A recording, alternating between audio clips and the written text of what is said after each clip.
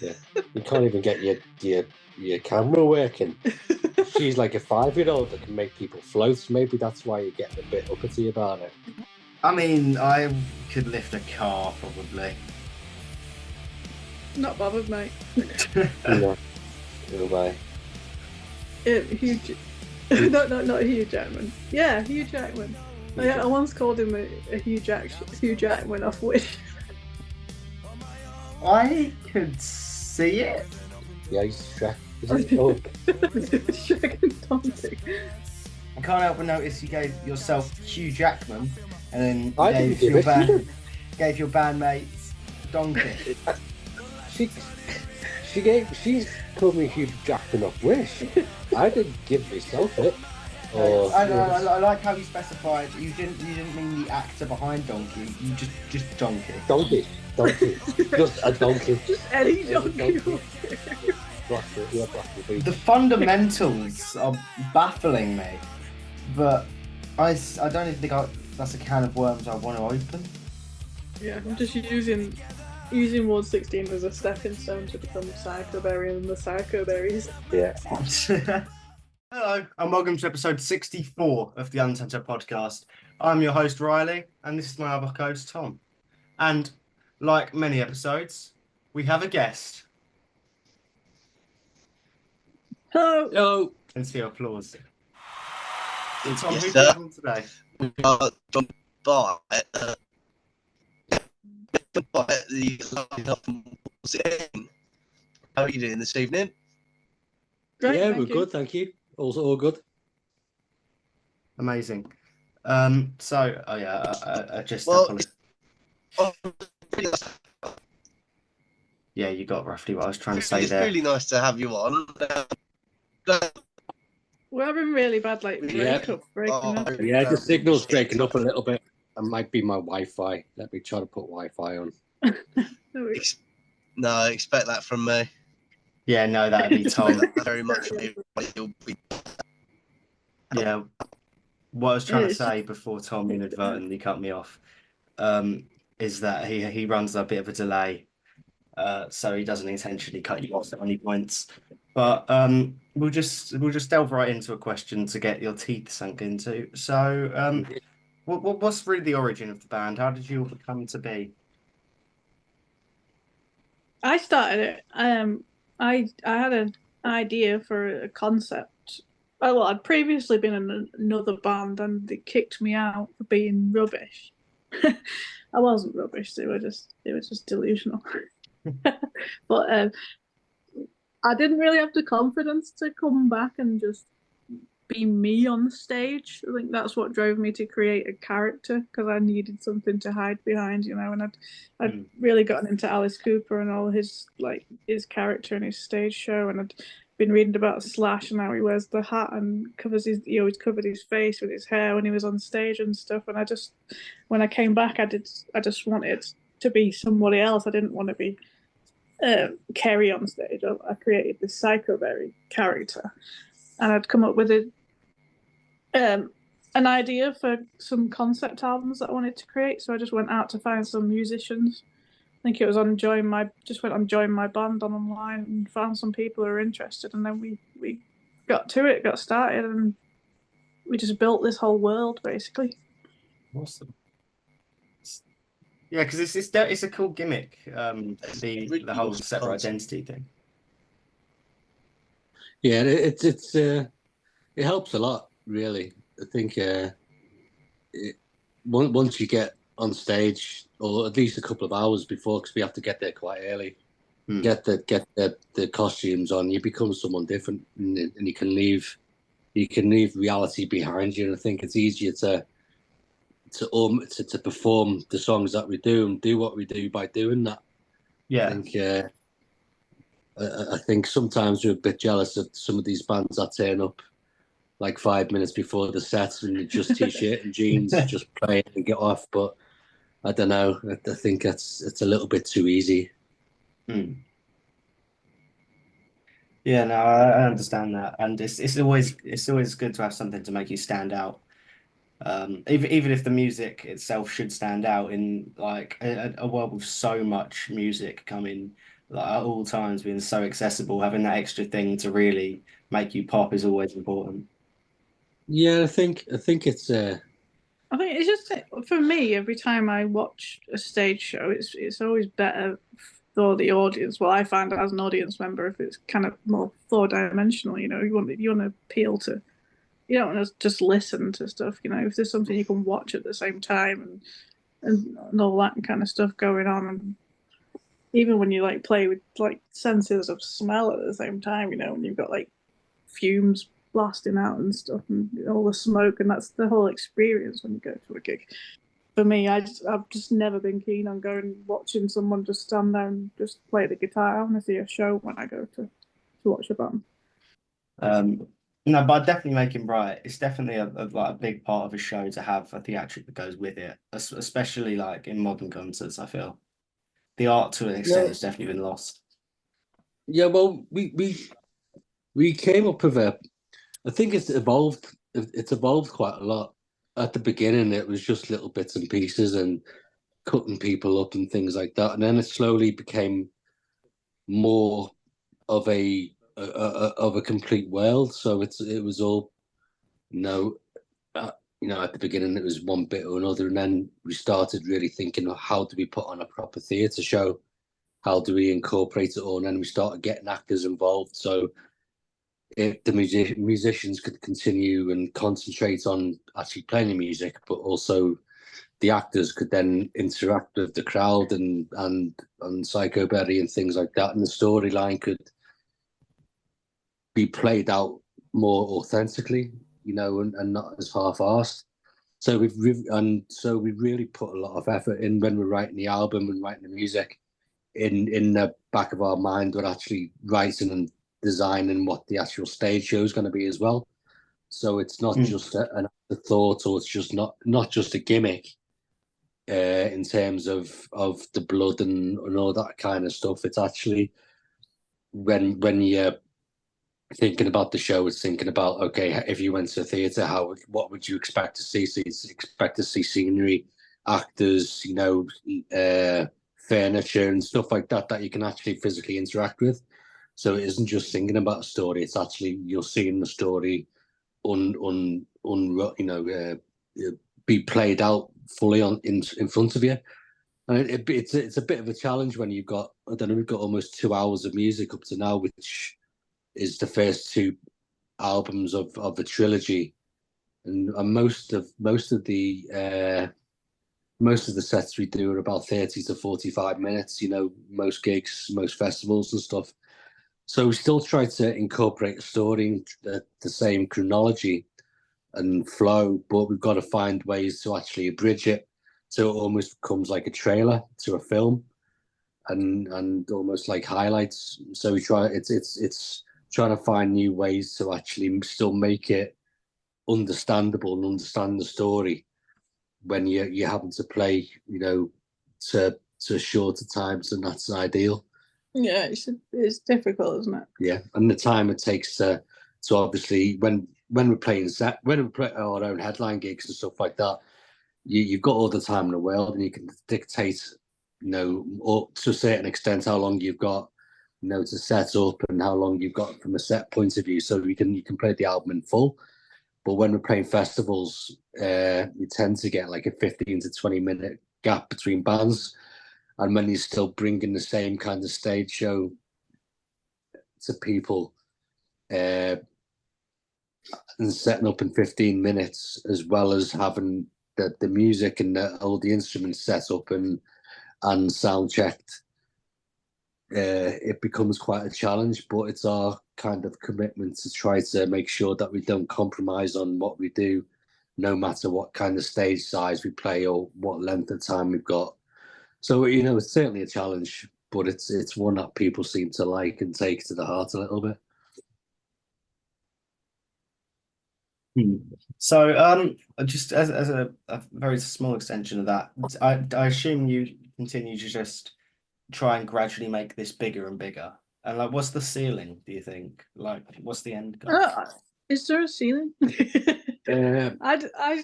I've got much bigger ideas for the production in my mind than we can actually achieve. So, if we could make it a lot bigger, then I would love to have like, the whole like not curtains coming down, but it going into darkness and everything, having stuff playing on video between tracks and stuff, and then having like the whole huge show with enough actors to have everything running smoothly.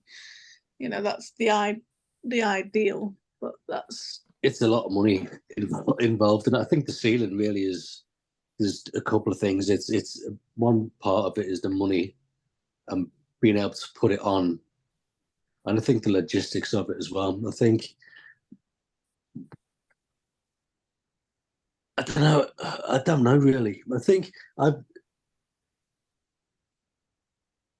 I don't think there is a ceiling, because every time we seem to have a ceiling or think we've got to it, we get a larger gig, and the scale of what we do becomes larger. And when we have that extra scale to play with, we get bigger ideas, and it's snowballing. And I think at this moment in time, it's become something that we found we've come to several ceilings along the way. And the first ceiling we actually found that the show that we were playing and trying to do was too much for just the band doing it, and we realized that, so we brought actors in. And I think this time the ceiling, I think, is the time it takes to actually set it up against what our ambition is to do it. I think, I don't know. I don't like setting ceilings, to be honest. I think this one, every time we seem to think we've got to a certain level, we do something and it blows it out of the water. Yeah, I think I don't like to think about it. When I'm designing the show, I just design it as though I've got all the money in the world, and then we've got all the space in the world, and then I say this is the ideal, and then we drag it back into what we can afford, basically what we can afford, and what we can realistically fit into the vans, and what we can make ourselves, and stuff like that. Yeah. I mean, as you said, that every time you feel like you've reached a ceiling, you keep breaking it. That must show that, like, there's clearly something that's going right if you keep finding yourself just getting better than you ever thought you could be. Yeah, I think if you do it organically, and you don't start with a goal. You don't. Obviously, we want to play some of the biggest venues, and we want to play, the biggest festivals and play with the biggest bands and stuff like that. But if you start with that as your main objective, I think you end up selling out a little bit. So I think what we do is we kind of just.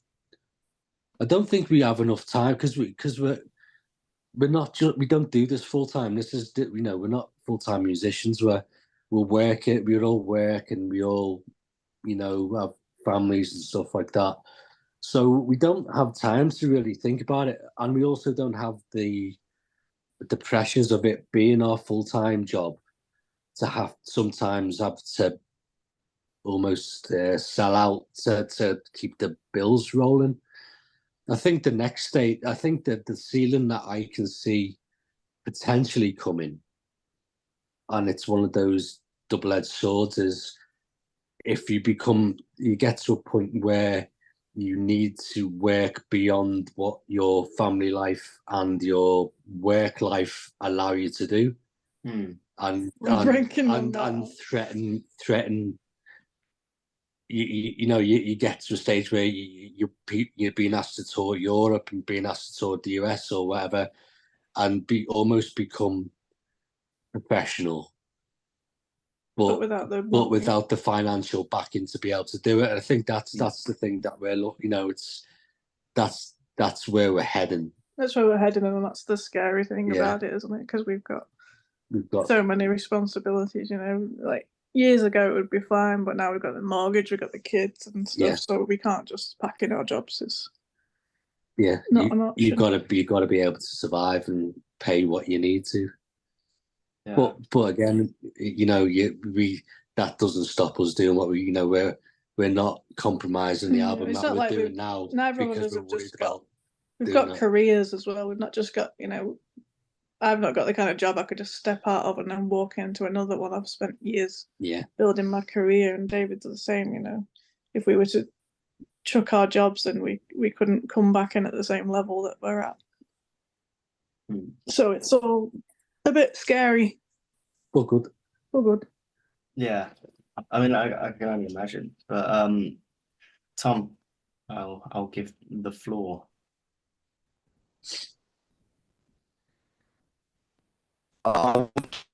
Always because might have been a thing pretty shocking to that, but and it is unusual.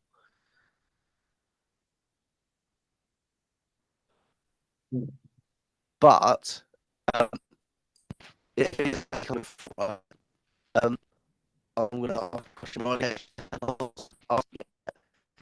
missed it.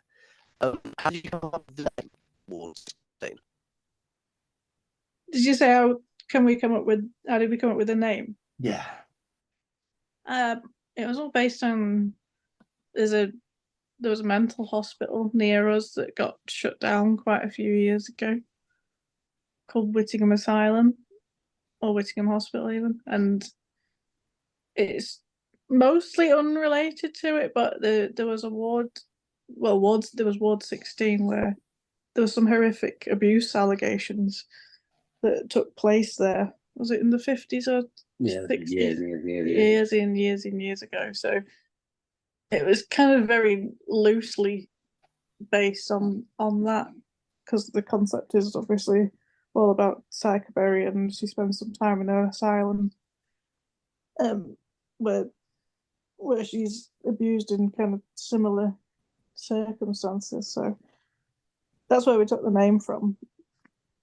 And then, but that's where that part of the concept ends, really. We just took inspiration because when I read the word like Ward 16, I was like, that is such a cool name for it. We should use that. But it's not actually tied to the hospital or anything that actually happened there. All characters or things that you see here are completely unrelated, nothing to do with it, and they're just purely coincidental. We've never ever had any messages from people being offended about us using Whittingham Asylum. You haven't, I have. Someone has to deal with it. Yeah. No, fair enough. I mean, That's right. Tiptoeing around it. Well, by giving all the information of where it is rather than just a hospital somewhere in the UK. No, I don't care about these people. I keep hanging on to the Whittingham Asylum. You don't care because you don't have a go at you. It's me. Oh, I had a good conversation on your behalf. I said, stop bullying my husband. He's got mental problems. But one thing that I know Tom has been really eager to bring up, that not to swoop in, but I feel like you might be understanding better at the moment. Skin dread. How did all of that happen? I just had this idea that I thought would be funny. I saw an opportunity and we went for it. We'd already had the song or the contract.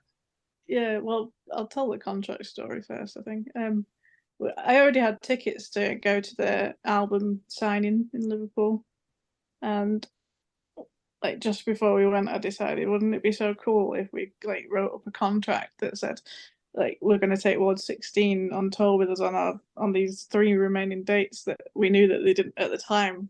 They hadn't announced any support for. So I wrote the contract up and then folded it in half. And then I stuck it in a photo frame so you couldn't see the top half. It was just like a blank piece of paper. And then I took it into the signing session and got them all to sign it. And at the end, I whipped out the contract and showed them what they'd all signed. And they all had a good sense of humour about it. They all had a good laugh. So we like threw it on TikTok. Yeah, because I can imagine that, as funny as that could be, I feel like not every band would have been like laughing at that. Yeah. It got a bit of traction, that video, and then on the back of that we just, there was a song that they do, Saying It Now, that was quite important to us. And we decided, I basically procrastinated. We were working on the album and I had absolutely loads of work to do for it. And then I sat at my laptop and I decided, I just want to do like a little vocal cover on the back of this. I'll just find a backing track and I'll sing over it to stick it on TikTok. Because like we'd already got people from Skindred liking that post, so it would all link together if I threw that on there. Yeah. And then I couldn't find a backing track, so I thought, you know what, I'll just make a backing track. And I thought, well, I'll just make it different, and I'll make one on the piano. And then I started writing this piano piece, and then I was like, this sounds pretty good, actually. I was like, but it's crying out for some guitar. And then by the time David got home, I'd like put together this whole song and like sprung it on him that amidst all this work that he has to do for the album, he now has to put some guitar down on this track that I've put together. By that point, I'd like programmed some drums on it, and it was a whole song with the vocals on, and it had extra like strings on it and everything. So he was like, I think his jaw just dropped at that point. He couldn't believe the level of procrastination that I can actually go to when I've got loads to do. And then I sent the track over to Vicky Reader because we're always talking online about Skindred because we're both big fans of the band. So I knew that it would be pretty cool to have a drum on the song, and she was well up for it. So I sent it over to her, and then she did her own thing with it pretty much, and then recorded the drums and sent them over, and then we had this full track, and like we just took our phones and all videoed ourselves, because I was like, everybody just video yourselves recording your bits because I'm going to stick it on TikTok. And then we finished this track and sent it over to Simon Black at Ever Metal, and he said, oh guys, you have to release this. I was like, what? We just did it for TikTok. And he was like, no, this is really good, you're gonna have to release this. So we decided to release it like as Ward 16, featuring Vicky Reader on the drums. And then we'd put this video together for it, but it was just this phone footage. So I just made the best I could make out of this phone footage with a few effects on it. And then that was it. That's how this track came about. Yeah. Ended up being number 5 or number 4 on Primordial's Song of the Year and stuff like that. So crazy. Yeah, it's just there. I was astonished, really, because we spend thousands of pounds when we record the album, and then this one, we just threw it together on my laptop, and then I just mixed it myself. We didn't even master it properly. I sent it to one of those AI mastering things, so the whole thing cost literally nothing. Even the video, like we did it on our mobile phone, and then it ended up doing like really well. Yeah, but I mean, it must have just been quite surreal in general, just to have just all of that actually come to like the song that it did in the end. Yeah, and the band listened to it too. We got a message from, was it Mikey's dad? Yeah, and Benji and all that. Benji sent a voice message to Vicky about how much she loved the song and stuff too. So it was insane, really. Yeah, it's awesome. But we're not going on tour with them then. So They still don't take us on tour though. Bastards. All the effort. I even mixed it myself. Yeah. Not yet. You didn't spend any money on it, so you don't deserve it. Maybe she spent thousands on it. I knew the guilt of them. I spent my time and effort. I mean, I'm actually yet to see Skindred live, so maybe by the time I do, you will be on tour with them. Yeah, they'll be. Hopefully, Yeah, hopefully I they'll be don't think opening I'm for done us. harassing them yet. They'll be opening for us. You could at least squeeze a trilogy out of it, I reckon. So, Yeah, suppose so. just how many more contracts could you accidentally make them sign? Yeah. Just have You have to think of new creative ways. I will adhere to my previous contract. Yeah. Yeah. But, That was funny. on a completely unrelated note, just coming out of left field, but I want to talk about mascots because there's one recurring question that I find myself asking a lot on the podcast, and it's not just the standard like what is your mascot, because I want to be slightly more difficult than that, obviously. So what mascot would you choose if you can't have like an animal or a person? It's got to be like a drone or a fridge.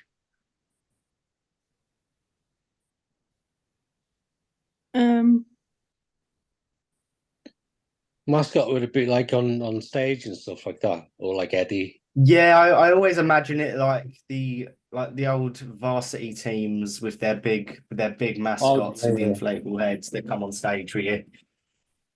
Yeah, what's black and white? I'd say badger, but that's a bit You tender. can't allowed an animal. It can't be a person or an animal. It's got to be like a fridge. A fridge. Does it have to be cold? I mean, it doesn't need to be, but you can have it cold. Does it need shelves? If you desire it to have shelves.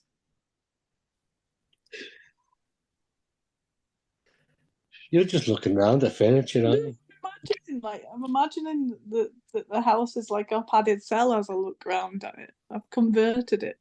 Can we not just have the padded wall? You just have a straight jacket. Yeah. Electric chair.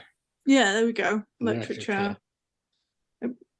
We literally already have this like a mascot. We bring it to the merch stand and everything for people to sit in and have photos with. That's kind of already been.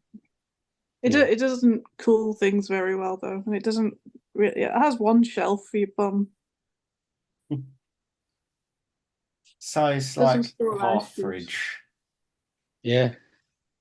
I guess what we're learning here today is to an extent anything. Got a light at the top. See, that is as close as you could get. Yeah.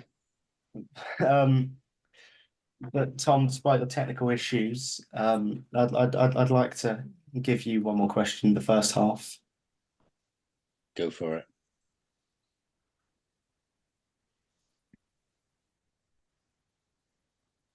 Possibly. You see it? Oh. Cool. Come on, Riley. Oh, I thought you fucking hell. I thought you were talking about me. I thought you were saying that you was going to give him another question. No, it's very much your turn. I'm so sorry. Bear with me. I'm really sorry. I'll be scrolling. Right. Here's one. Bands or festivals that you've like really enjoyed, like supporting or just like playing at. Like, obviously, like for festivals, what have been your favourite festivals to play? I think we both probably would say Bloodstock for the absolute favourite, but we've played quite a lot of cool festivals on top of that. Yeah. Very quiet. Bloodstock, the biggest memories we've got of Bloodstock. And I think the community-wise and the support-wise we've had and the steps that we've had that kind of lead us to where we are, and the decisions that we make seem to coincide with what we do at Bloodstock. Like SOS Festival last year was really good because I think we headlined that gig and it was busy as well. So it was shocker. There's a lot of really good, as much as that, there's really good mainstream big ones that we aspire to play. Like, obviously Bloodstock, and you want to play Download. I'd love to go to Vakken and and Grass Pop and all that stuff. There are What some to do really all the good. European ones. There's some really good grassroots ones, isn't there? Like, you know, like as you're saying, SOS, an Uprising, you know, in Leicester. Like we from our perspective, we go to them and we love playing, and we've got all these t-shirts and stuff like that. We've got our names on the back and stuff, and just got them all over the world. Just crazy when you just, you know, see the bands that we've been in the same bill with and stuff. Love Rocks as well. That was a really good one last year. I think we've been quite fortunate because we kind of we bridged the gap a little bit between, you know, metal and rock. So we're starting to get a lot more, you know, invitations to play rock, you know, rock festivals now. So there's a lot more variety, and then we're playing this. The one that's going to be well weird is in this year, isn't it? It's the Festival on the Hill, and we're on the same bill as Bewitched. You know, the girl band and Billy Ocean and stuff like that. And so I think, you know, it's good to be playing some of these metal festivals, but I think we get quite a bit of broad reach playing these, you know, quite eclectic festivals and rock festivals and whatever, because I think kids seem to like what we do more than the adults. So I think it's good when we do family ones, although you wouldn't think we'd be family friendly. Yeah, we played kids, you know, we take inflatables and stuff, and a family festival. Like before we played Bloodstock or anything, I think it was. I was adamant that our show is not for kids. Like, this is like running around with chainsaws and cutting people's throat with knives and things. I was like, this is not a kids show. Yeah. And then I changed my mind very quickly after we played that family festival, because the kids were like the best audience we've ever had. They went absolutely mental and they absolutely loved all the horror stuff. I mean, I guess it's because it's such a spectacle of it, but it would engage like a younger audience quite well. To an extent, I wouldn't recommend whacking it on YouTube Kids, but no. Not quite.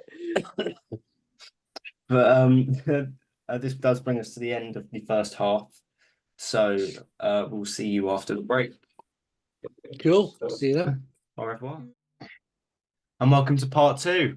Despite my valiant efforts, my camera has yet to resume. But I'm very animated with my vocal expressions. So I'm sure you can sitting there naked, aren't you? The camera's going to come back on. Yeah, it's going to come back at a really inconvenient point. All these 300 pairs of shoes. But just to ease in with a nice question, are there any songs of yours that you would put in a particular moment of a movie? Oh my gosh, that's a cool question. This is what we deem the fun questions now. My God, you know that bit when you said like we don't just like send people questions. Maybe you should have sent us this like 3 days ago. Yeah, that's half the fun of it. It's like I can't remember what my songs are. Yeah. Oh wait, oh no, that's on the new album.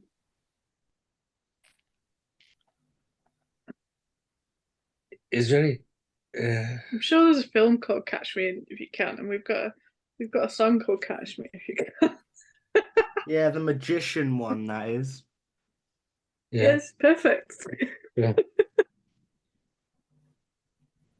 Yeah, the guys who just do a heist for no reason.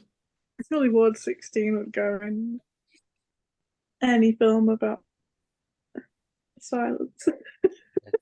He knows more films than me. I don't. I know two. I know The Exorcist, Lord of the Rings, and Predator, and I don't watch anything other than that. I can think of like literally 2 songs that would be perfect for movies, but they're both on the new album, so I can't reveal the title. Did I burn a witch on something? Yeah, on Wizard of Oz. on witches. God.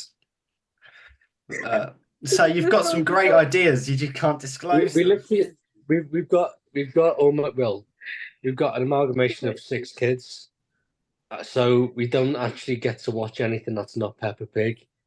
Have we got anything that'll fit in Hotel Transylvania? Yeah, yeah. Yeah, what one of your songs would go best in Peppa Pig?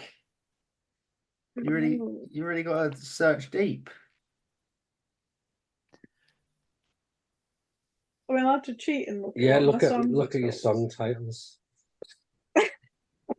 We've got a song called Mr. Babadook, so that could fit on the Babadook. So it's being literal. Maybe from now on, all of our songs are going to be titles of films, so we can never be bamboozled by such a question again. Go forwards, every single one will be a blockbuster top 100. Yeah. Just in case anyone else ever comes with the same question. Yeah. That's a good question, man. We'll have to nip that in the bud and get that patent, Ted. It's just really showing how little we know of our own music. Yeah, I'm cracky. Let's just press that. We could put no, this hasn't helped in the slightest. No. That way we'll just stick with the Babadook answer. I mean, I can't even scrolled past it and didn't even think of it. Yeah. Okay. It works. Yeah. Burn the pig. Oh, that was it. We were on Peppa Pig, weren't we? Yeah. Oh, well, we just put toy boxes in Peppa Pig. You're always having to clean the bedroom and stuff, aren't we? Yeah. That's where broken toy. Is it where Mr. Dinosaur is? Yeah. I've seen the episode where Mr. Dinosaur gets broken. Yeah. So that can be broken toys. So I can only assume that this means Peppa Pig is the ultimate choice here. Your whole discography was really written around Peppa Pig and its themes.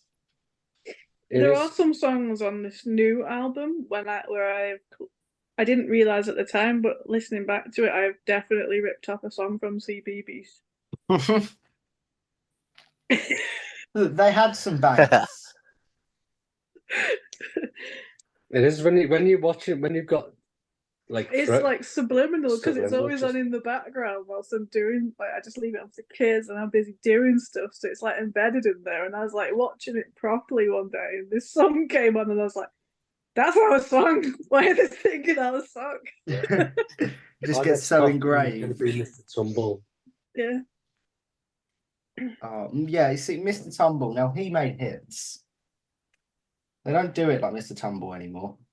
No, he's an all-rounder. He's definitely all-round, isn't he? horrible histories and stuff like that. Pioneer in the music industry. Yeah, man. Like, let's be honest, Mr. Tumble could easily write Sgt. Pepper's Lonely Hearts Club Band, but I don't see the Beatles coming anywhere near to anything Mr. Tumble wrote. No, they couldn't do that. Yeah, no. He's just on a plane above. Yeah. They can only aspire to be what Mr. Tumble is. It's just a fight for second place, really. True. May as well just give up. Yeah. Why did he split up? Just realised he couldn't do it anymore. No, just couldn't do it like the Tumble. No. He was on the horizon. He saw it. He couldn't compete. It was the equivalent of like all the glam rock bands when it got to 1991 and grunge came along. It's like, you may as well just pack it in. It's the equivalent of. Yeah, it's over. It's just over now. It's time to just admit defeat. Yeah, I think I've changed my mind. There's no point in us releasing this album anymore because we're not going to be hitting the heights of Tumble. Maybe if you could secure a Tumble feature. Competitor in there. Maybe we could, instead of aiming for Skindred next time, we take a contract to Tumble. He might actually take us on tour. I mean, he's not been doing much lately. No. I reckon you could nab a feature or two. Yeah, definitely. But Tom, hit the That'll Wombo be Jambo. awesome. Yes. So, kind of leading on from Riley's question there, it's kind of a little scenario kind of question. Bear with, I'm kind of dying. So they've just pictured a lovely little scene here. They've decided to make a lovely little biopic about Ward 16. Who, in your eyes, would be the perfect person to play all of you? Like one person has to play all of us. Mr. Tumble. Mr. Tumble. No, just Yeah, he's definitely ace at doing different characters, actually. Who would be you? To be fair, Tom, we did kind of line ourselves up for that one. People say it looks like me as in Alice in Wonderland. kind of, yeah. The girl from How to Train Your Dragon? No, not a cartoon character. Oh. I said the one that plays Alice. Okay, the pasty girl. Yeah. The one that looks like you. Okay, so that's you. Who am I? Hugh. Not Hugh Jackman. Yeah, Hugh Jackman. I once called him a Hugh Jackman off Wish. I could see it. I don't think Hugh Jackman's been in anything lately, so we might have some space in the schedule. Yeah, he's in Deadpool 3. Or is shit, he? Yeah. What happened with that? It was like big news, and then it just kind of no one cared. I think it's a share, isn't it? Yeah, So, I think so. Yeah. It'll probably be good. Who would be Wolfie? Crikey. Bill Bailey. Bill Bailey would be Wolfie. But Bill Bailey's he's quite bright, isn't he? So maybe yeah, but he can play a really dumb person really well. Maybe we've seen him in Black Books. Yeah, maybe if you give Bill Bailey like loads of sedatives and a big smack to the head with a hammer, okay. And make him unlearn all his music. Who would be Boyle Rico? I reckon Donkey from Shrek. Bam Bam would be Shrek. So is he actually going to be Donkey? Yeah, but who plays?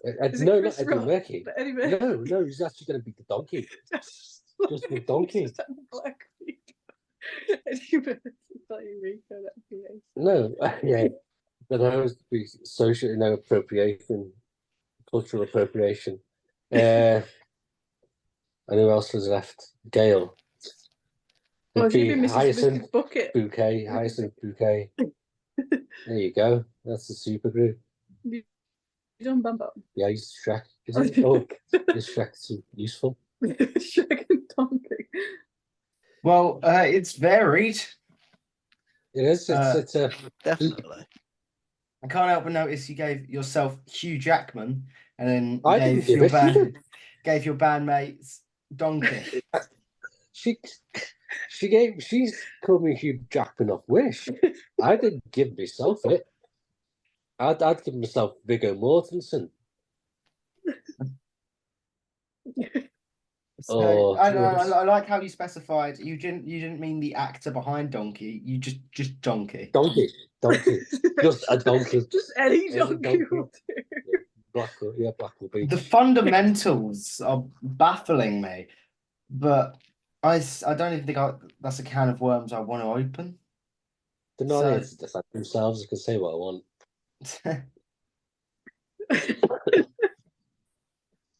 Just wait until the next interview. Yeah, the others. And they give you generic animated character from a kids There's film. nothing generic about. He's lucky to be a donkey.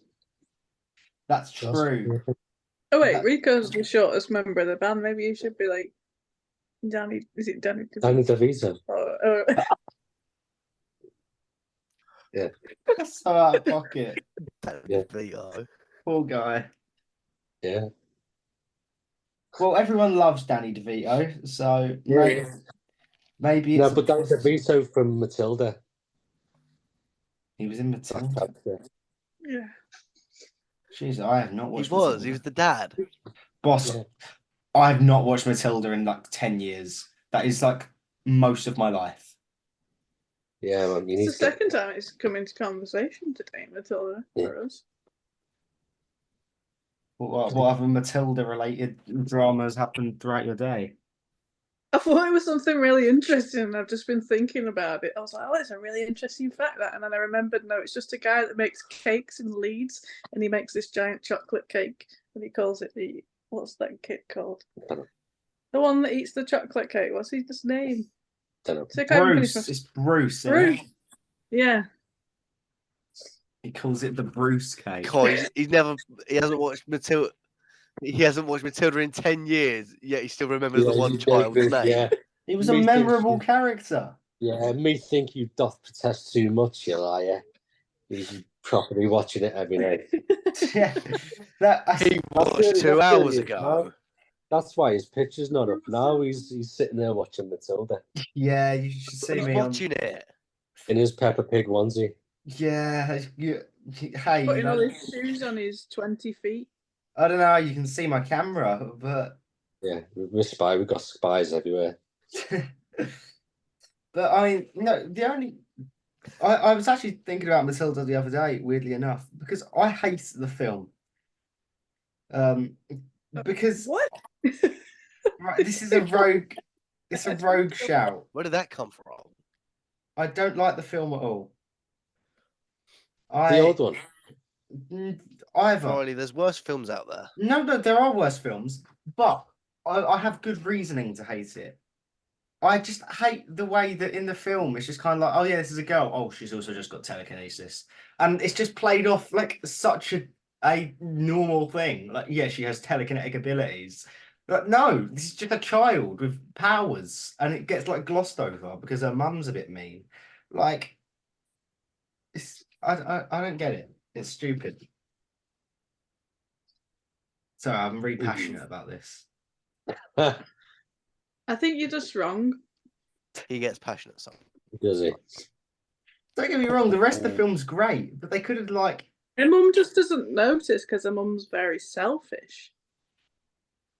Yeah, but I mean, even if the mum didn't notice, they didn't make it as big of a deal as they probably should have for a girl with just telekinesis. She reveals it when she starts throwing the teacher. Was it hit a nerve? Is it something that's happened in your childhood? Yeah. Did your powers go unnoticed? And it's really sticking there. Yeah, I've lived my whole life with these telekinetic abilities, and I've just felt underappreciated. It's okay, mate. I don't want to hear about it. Yeah, no, it's not. It's not important. Get back to eating your cake. You just wait. You can make your shoes float. Yeah, yeah. What practical application is it to make a board eraser float? None. You're not going to get a career out of that. Just get on with it. I mean, I could lift a car probably. Not bothered, mate. Yeah. They explain it in like, I don't read, but I mean, allegedly they explain it in the books as like, oh mate, she's just well smart to a point where she can move things with her mind. Too? I've not read the book, but this is just what I've been told through my many Matilda sources. So you were constantly on the forums as well. Matilda forums. Stop thing. Yeah, she just gets like well smart, and they're just like, oh, so that must mean she can use telekinesis. I don't think that's how it works. The worms are spilling out of the can now. No, these worms are firmly in the can. They're happy in the can home with the can, man. Use your telekinesis on them. Yeah. Right? I don't have telekinesis because I'm not Matilda. Yeah, you can't even get your camera working. She's like a 5-year-old that can make people float. Maybe that's why you're getting a bit uppity about it. Right, well, yeah, I doubt she could use MySpace. This was like...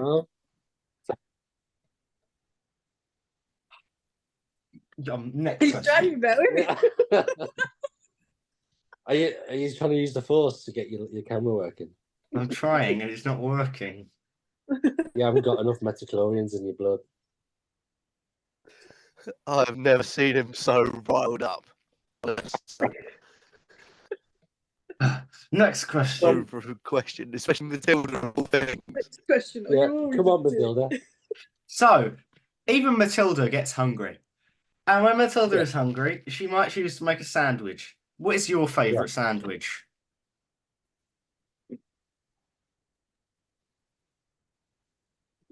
Mine's probably like Subway when you get like pepperoni and salami and toast it with cheese and gherkins on it. And Southwest sauce. I like when you have lasagna and you have a lasagna sandwich. You put that lasagna in obviously But it's between. already full of carbs with all That's the right. pasta, so That's you're right. having a carb sandwich. Which Yeah. that's I'm too much. I'm inclined to be disgusted, but that definitely tastes so good. It's Because proper good. lasagna is one of I'm the best intrigued. foods. It's proper good. Or curry Ooh. with naan bread. Curry between naan bread. That's I used to proper just good. put anything in a toasty, like over lockdown. That's kind of just the thing. Yeah, have you had bean toasty? No. You know what? That might be a blank space for me. Bean toasties, man. That's where it's What at. stops the beans You spilling out? you put butter around the perimeter, Ooh. and then you put beans in the middle. Ooh. You can't put too many in it, otherwise it will spill over. So you put about 10 to 15 beans in. That sounds so Put the good. top on. It's the best. It is Oh. literally, and maybe if you put a few chilies in it as well, so a couple of jalapenos just to spice it up a bit. That sounds incredible. But I mean, this might sound heinous. Is it that but... specific? Does it get 15 beans? Yeah, you have to count them out. What goes surprisingly nice? Just open Bolognese toasty. Yeah, I see that. It's way better than beans. At least there's some flavour in it. And you could get spaghetti hoops and put a bean in the middle of it. So you're maximising the space. So you got a spaghetti hoop, then a bean in the middle of it. Then you're getting two lots. I'm taking notes for Valentine's Day. Oh yeah, what's your go-to Valentine's meal? Gonna get surprised by I don't think we've ever had a Valentine's meal, have we? No. We started the tradition some years ago of pranking each other on Valentine's. Our first Valentine's Pranking. Our first Valentine's Day as a couple, I spent the whole day saying I hate Valentine's Day. I don't want anything for Valentine's Day. I absolutely hate it. And then he was really disappointed because he wanted to do something. And then he got in from work, and when he walked through the bedroom door, all these petals like fell on his head, and there was balloons fucking everywhere. It was the most overtop fucking thing that ever happened. So then after that, he filled my car up with balloons. I literally went to go in my car to go to work, and it was full to the brim with balloons. I couldn't ride to work until I got the majority of the balloons out of the front, but my car was still full of balloons, and he'd put glitter and shit in the fucking where the mirror is. So when I pulled that down, it all fell on me, and there was stuff on the windscreen, and there was hearts everywhere, and I ended up just he knows I'm always running late to work. It's always ridiculously late as well, so I can't afford to waste a second. And I pulled up to work with just all these fucking balloons in my car. And then he turned up at my place of work and was on one knee outside of work in the car park with a bouquet of flowers. Was they? Yeah. Crikey. The effort you used to put in. Yeah, that was before the children ruined it all. Oh, just glitter gets in every possible office though. It's just awful. It's made by the devil. It's awful. It's just it takes weeks to get out as well. Yeah. But So would you say your favourite sandwich is your bean sandwich? Yeah, go on. I haven't had one for. I'm gonna have to have one now. I haven't had one for ages.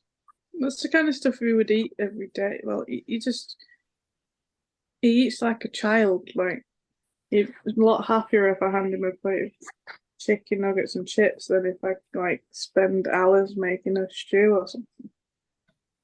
If I give him an adult meal, he pulls his face up.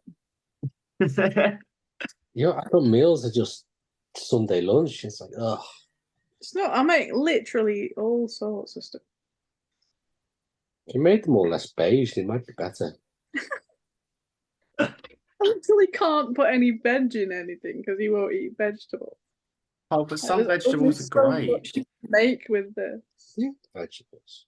You don't. The only thing he'll eat is sweet corn. Chili's a vegetable. Okay, and chilies. There you go.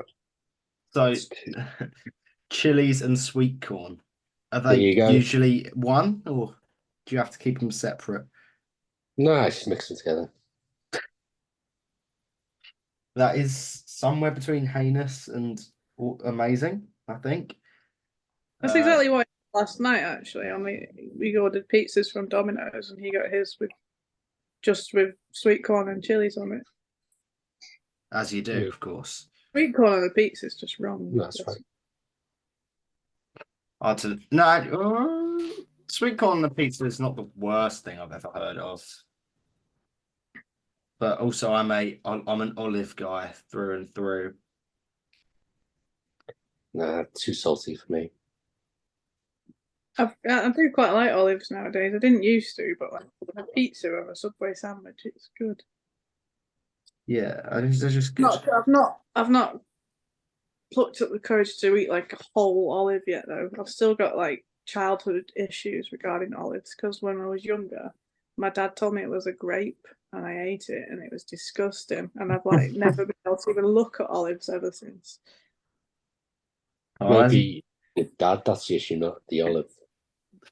You've had a soured olive experience.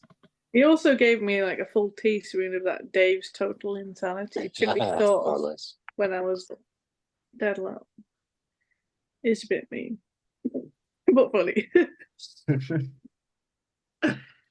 But on that Olivey note, there is one final question to move on to now. I'm going to ask you to make a band. Now, did it already? And that was a great episode. For another one, dude. You're asking a bit much now. This one's sharp enough. You're not going to inflict it another one. I'm so surprised it's taken upwards of 50 guest episodes for someone to make that joke. 64.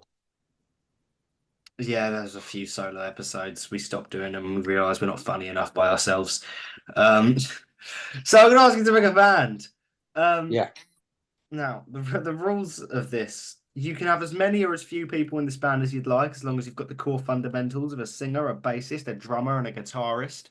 You can be in the band, but you don't have to be. You can have anyone play any instrument, but they will not magically learn to play that instrument. They can be dead or alive. They will be alive when they perform unless you specifically request them not to be. And go crazy. Okay. Just start with me. Whichever. Okay, singer, I'd have Corey Glover from Living Colour. Guitarist, I'd have Adrian Smith from Iron Maiden and Nuno Betancourt from Extreme. Bassist, the dude from, what's that band from Ukraine? The one that won the Eurovision song. Ginger. No. Ginger, the bassist from Ginger, he's awesome. Drummer, Mike Portnoy, maybe, from Dream Theater. And keys, I'd have Mozart from Bill and Ted's Excellent Adventure. Specifically from Bill and Ted's Excellent Adventure. Yeah. No other iteration, just specifically that one. Has to be him. And he'd be alive doing it. Of course. Okay. That's one band down. That's Christmas #1 written all over it. My absolute perfect band would be made up of. It'd be me on vocals, me on the drums, me on the guitar, me on the bass, and me on the keyboard. Your fingers are too witchy to play guitar properly. Big spindly fingers. There'd be no argument. Like Babadook. There might not be any fancy solos. You'd never write anything. It'd take you forever to do anything. I wouldn't. And you'd procrastinate. Everything would be procrastination. It'd be perfect. No one could argue with me. Everybody would just do their jobs and get on with them. What if there's band conflict? But you'd have to talk to other people because you can't talk to people outside of yourself. I'm talking to people right now. Because I'm helping you. You'd not be able, if I wasn't here. Hand up my bottom. Play your cards right, little lady. Almost Valentine's Day. If you make me that bean toasty, who knows what's going to. They do say that the bean toasty is an aphrodisiac. It is just the root to any man's heart. Not just any food, specifically that bean toasty. And I've got a Star Wars toaster. So actually, I think, is it the shape of Yoda or the shape of the Death Star? Want, but it is a waffle maker. Oh, is it a waffle? Is it the same thing, isn't it? So it'd be a Darth Vader shaped bean toasty. Ooh, that just makes it so much more appealing. Leveled up. Yeah, I mean, it was at first kind of but now that's proper. You have to taste it. You know, with the waffle maker, it's going to squash the whole thing to like. That's fine. Super thin. That's fine. Okay. So is that your band? Just yourself? Yeah, I've always wanted to do a project where it's all just me.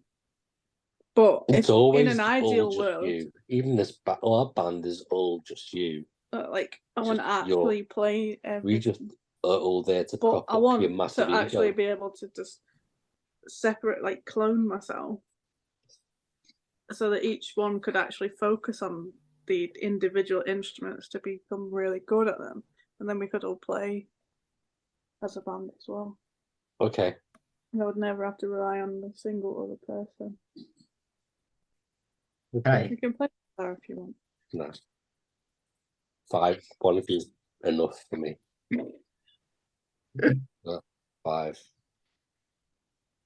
So like Serge Tankian did his own solo album where he played everything, didn't he?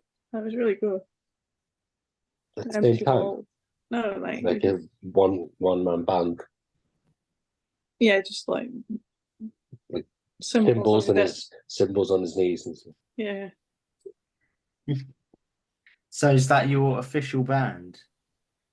Just a few. Mine? Yeah. Yeah. just a few U's. Yeah, just clone. What do you mean just a few U's?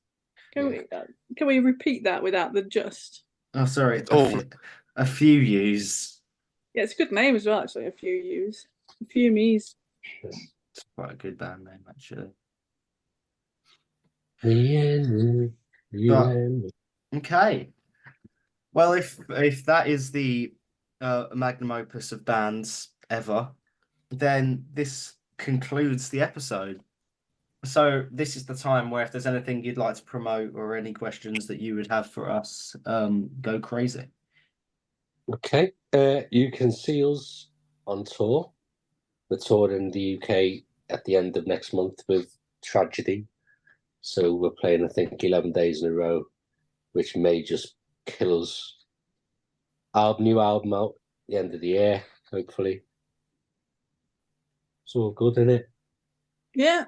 Yeah, the recording's pretty much there now. Just vocals to do on the last half of the album, but all guitars, drums, keyboards, everything's done. So she's got her vocals to do. So expect in the meantime her to procrastinate and do another cover song. Hit. Yeah. So who knows? So in reality, it's probably more like an album and 4 extra songs. Yeah, something like that. Yeah, Enough for a included. deluxe. Yeah, You expect a whole rap album from me in the meantime. yeah. With your new solo band.